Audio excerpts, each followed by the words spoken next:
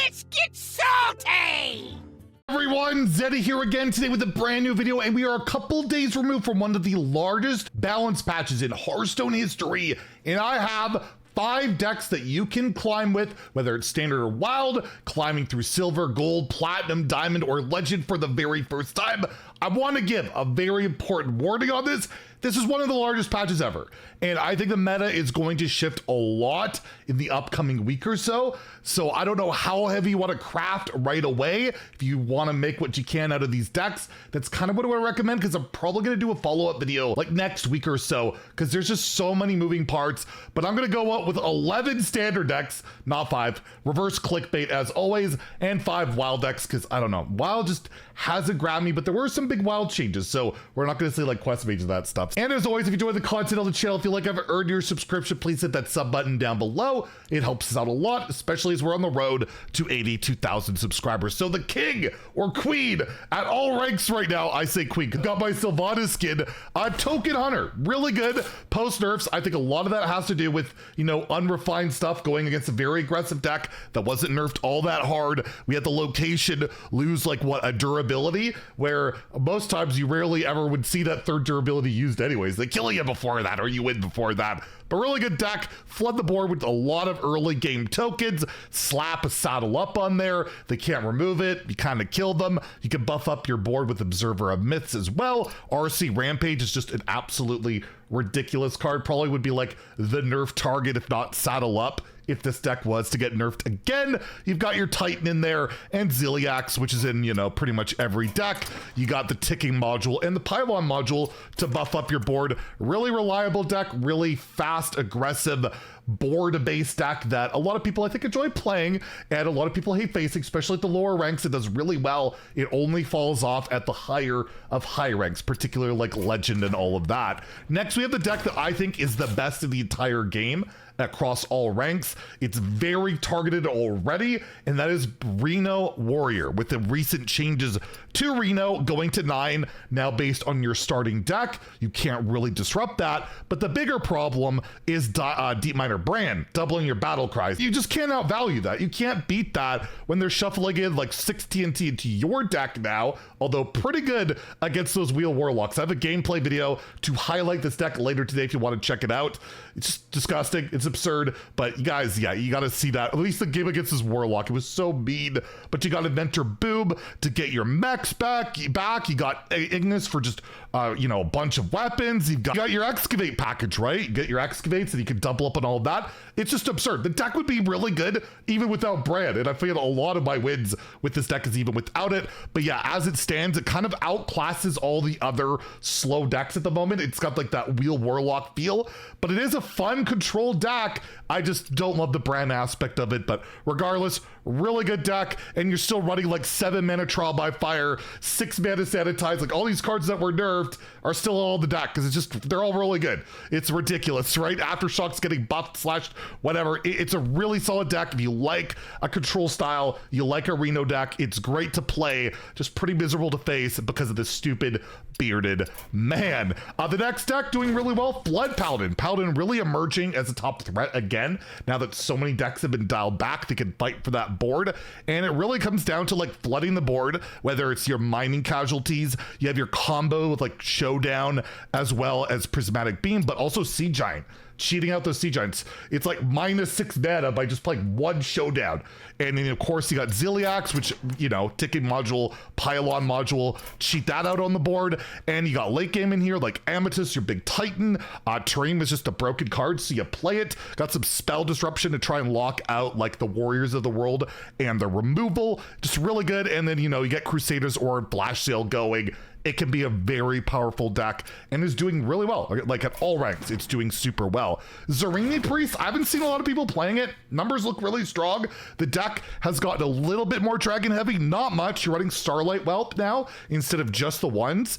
But you're still, you know, not even running Clay Matriarch. It's still about, you know, playing your cheap dragons, getting Time Wander Zarimi out there. You can just outright win games though with like 0 mana Thirsty Drifters and your Crimson Clergies and copying all that stuff up with Celestial Projectionist. It seems like the deck is still really solid. It hasn't changed a lot. So if you have those cards you didn't want to get rid of, you didn't want to disenchant Zarimi, I think the deck is certainly still a viable contender on the ladder. And look who's back. Shopper Demon Hunter. Definitely back. This is, now that the meta has slowed down basically like a turn, this deck's really good again because it only got slowed down by that one turn with that Umpire's Grasp into your Window Shopper combo. Still incredibly powerful, and now that it's slowed down a little bit, they could do that. It's not as oppressive as it was before. It's just a competitive deck, and I personally enjoy playing it. I don't think it's a problem. And yeah, it's a very aggressive deck, kind of mid-range-ish a little bit with your Window Shoppers. Of course, cheating out your Zilliax with the ticking.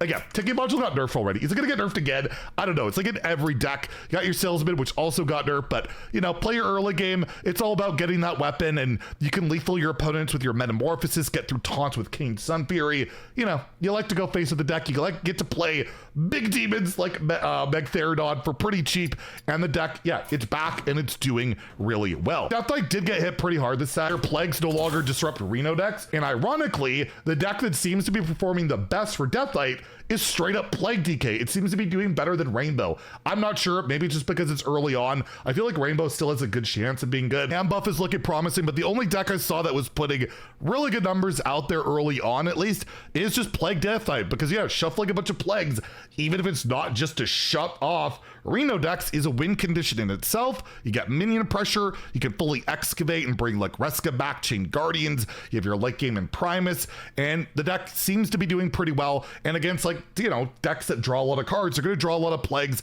and end up killing themselves. And I even see like Pile of Bones in this list. I don't know if this is something I'd really highly recommend, but it's like one of the only lists for Deathlight that I saw trending well on Donkey.top. And I know you guys want to play Deathlight, so I'm going to throw this one out there, but probably wait a little bit more for those lists to get refined, since those nerfs did seem to be pretty significant. I'm sure there's a good Rainbow list out there somewhere. Now we're going to go into Reno Stone, because these Reno decks are good. They're all like plus 50% at like legend ranks. And we're gonna start off with the Reno Paladin. It just to kind of get outclassed by Reno Warrior. That's a big problem with most of these Reno decks, but it's really cool, right? Like it's a really fun deck. It's got a lot of late game. It's got a lot of, it just looks like a really fun mid game deck with a lot of removal, a lot of rush minions. Of course, you have your infinite value kind of with the Spear of the Badlands, which is now based on your starting deck as well. None of the Reno cards can get shut off. That includes 9-mana Reno Jackson, a lot of late game in here like Yogg, you've got Amethyst, you've got the new core set edition of Nomelia Save Pilot, we got our plushie, we've got removals, we got excavates as well for our Sir Finley the Intrepid, and it does appear that Deputization Aura is worth playing in this because there's just, you want to get a light of lifesteal, you want to stay alive, you don't get the +2 attack, you're not the super aggressive deck, but it's still worth the healing. And honestly, just one of the more fun looking decks out there. I just don't know how well it can compete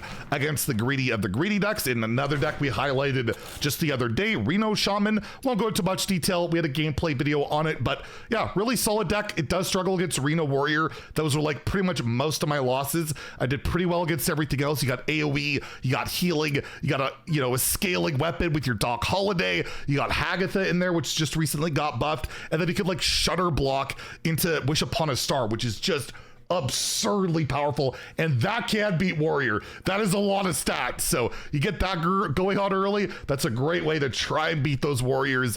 And yeah, really sweet deck, and I really enjoy it, and hopefully Brand can get dialed back a bit so it can flourish a little bit more. And then Reno Druid is emerging as well. It's a pretty good threat. Of course, you got your infinite value in there in Rheastraza, which you could try and like time to not get Reno'd by other people's Renos. You have Sky Mother Aviana for a bunch of 1-mana legendaries, which is a way to compete with the Warriors of the World, because that is just a lot of stuff to add into your deck.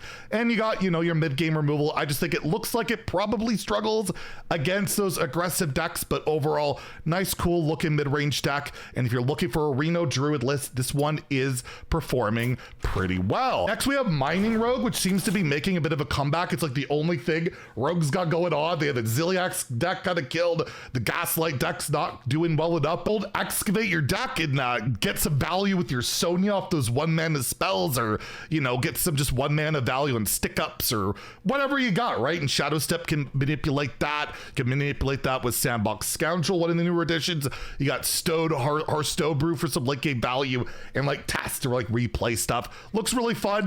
The stats on it are competitive enough, not top tier, but absolutely can win with it. So if you're looking for that fun kind of combo-ish random nonsense rogue deck, this is one of the best ones I think that you can get out there. And then lastly, as the 11th deck, this is emerged. It looks like it could be a real deck with the recent buffs, Spell Damage Druid. Saw No Hands Gamer playing it like top 100 Legend. The stats at Legend are like 53, 54% win rate.